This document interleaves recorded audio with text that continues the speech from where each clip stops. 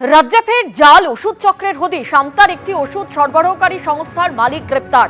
আমতার Manna agency নামে একটি ওষুধ সরবরাহকারী সংস্থার গোডাউনে হানা এবং এ ঘটনায় একজনকে গ্রেপ্তার করেছে পুলিশ। সরাসরি আমাদের প্রতিনিধি সুনীত হালদার এই মুহূর্তে আমাদের সঙ্গে রয়েছেন।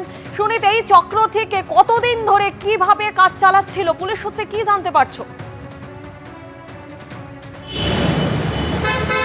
দেখো স্বর্ণালী, যেটা জানা যাচ্ছে যে গতকাল রাতে ড্রাগ কন্ট্রোল যে আধিকারিকরা রাজ্যের, তারা কিন্তু আমতা থানার পুলিশকে নিয়ে এই আমতার একটি ওষুধ সরবরাহকারী সংস্থার গোডাউনে হানা দেয় এবং এই মান্না এজেন্সি নামে ওই সংস্থার গোডাউনে হানা দিলে প্রায় 17 লক্ষ টাকার ওষুধ, জাল ওষুধ বাজেয়াপ্ত করে।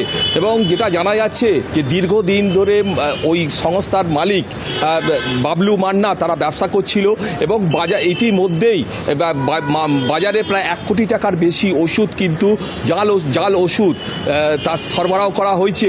যেটা জানা গেছে যে রক্তচাপ নিয়ন্ত্রণ করে এমন একটা জীবনদায়ী ওষুধ, সেটা কিন্তু সেই তার ফয়েলে, তার বাইরে যে প্যাকেজে সেখানে কিউআর কোড ছিল, সেটা নকল ছিল। এবং এই যে ওষুধ, সেটা কিন্তু বাইরের রাজ্য বিহার থেকে তারা আনিয়েছিল এবং সেই ওষুধ থেকেই কিন্তু এই পশ্চিমবাংলার যে বাজার আছে বা বাজারে সেগুলোকে সরবরাহ করা হয়েছিল।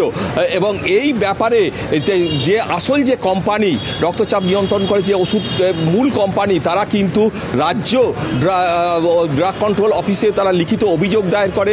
এই ঘটনায় আধিকারিকরা তদন্তে নামে এবং এই তদন্ত নেমে সত্যতা প্রমাণ পাওয়ার পর গতকালই আমতা থানার পুলিশকে নিয়ে গোডাউনে তারা হানা দেয় এবং একজনকে বাবলু মান্নাকে গ্রেপ্তার করেছে এবং তাকে আজকে উলবেড়িয়া আদালতে তোলা হয়। এবং একেবারে পুলিশ আরো অনেক তথ্য এখান থেকে জানবার চেষ্টা করছে। আপাতত তোমাকে ধন্যবাদ যে কিভাবে এই চক্রটি কাজ করছিল এবং কোথায় কোথায় এখনো পর্যন্ত এই ওষুধ সরবরাহ করা হয়েছে।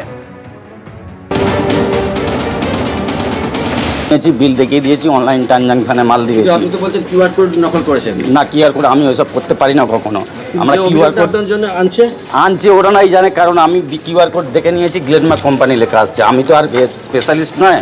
একটা ভয়ঙ্কর ঘটনা ঘটে চলেছে যে একটা জাল ওষুধ আর ভেজাল ওষুধ মানেই হচ্ছে যে মানুষের জীবনটাকে একদম ক্রমশ একটু একটু করে মৃত্যুর দিকে ঠেলে দেয়া। এর দায়িত্ব স্বাস্থ্য দপ্তরকে নিতেই হবে, তার কারণ এটা প্রথম ঘটলো এরকম নয়। এবং আমরা মনে করি যে যা আমরা দেখতে পাচ্ছি সেটা হিমশৈলের চূড়া মাত্র। তার কারণ কিছুদিন আগে ওই আলিপুরে 6 কোটি টাকার জাল ওষুধ, ভেজাল ওষুধ উদ্ধার হয়েছিল এবং মাঝে মাঝেই এরকম ঘটনা আমাদের নজরে আসে।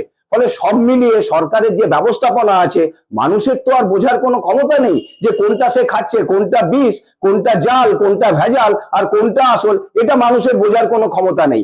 এর দায়িত্ব কিন্তু সরকারকেই নিতে হবে। তার কারণ সরকারের থেকেই সরকারের ব্যবস্থাপনা আছে, যে ডিরেক্টরেট অফ ড্রাগ কন্ট্রোল, তাদের আন্ডারে প্রায় 100 জন ইন্সপেক্টর আছে। তাদের নিয়মিত বিভিন্ন ওষুধের দোকান বা ডিস্ট্রিবিউটার সেখান থেকে স্যাম্পেল কালেক্ট করে তার পরীক্ষা নিরীক্ষা করার দায়িত্ব এবং কোথাও কিছু গোলমাল আছে নাকি দেখার দায়িত্ব তাদের। তারা করে না বলেই এরকম ঘটনা মাঝে মাঝে আসে।